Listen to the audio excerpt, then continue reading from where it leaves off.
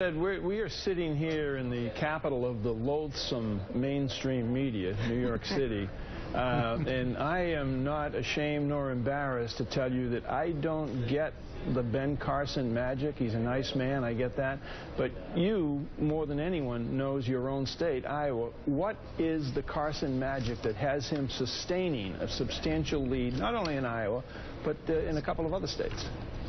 Well, his life story. He grew up with a single mother and went on to become a very noted surgeon and has the courage of his convictions. So, and he also is nice to people. Iowans like nice people. We call it Iowa nice. So I think the fact that he spent his time focusing on what he wants to do for America as opposed to attacking other people. And I would just say David Young was elected congressman from Iowa last year is a good example of this. He came in 5th in about a 7-way primary, and then at the convention he was chosen because he never said anything bad about anybody else. He was elected congressman by a strong margin. He's in a very competitive district. I think he'll have no problems winning re-election. So Iowa Nice still pays off. Well, Governor, do you think Dr. Carson has the qualifications, the executive qualifications, to be President of the United States? Well, I think a lot of people are looking for somebody new and different. They are sick and tired of the Washington establishment. They see a national debt approaching $19 trillion. They look at the lack of respect we've got internationally.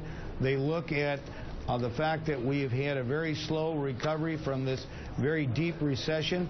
And I think they want somebody that has accomplished significant things in their lives. It may not be directly in politics, but certainly Dr. Ben Carson is somebody that's been a very successful individual who's overcome a lot of obstacles, and I think a lot of Iowans respect and appreciate that. But he's not the only candidate. There's many other very quality people that have different backgrounds and experience, and there's plenty of time between now and February 1 to choose who they think will be the best leader for our America.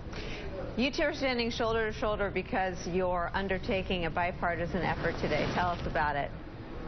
Well, we're really focused on probably the most important issue when it comes to education, which is the teacher in front of the classroom. And there's some really important work going on around the country, and a coalition has come together.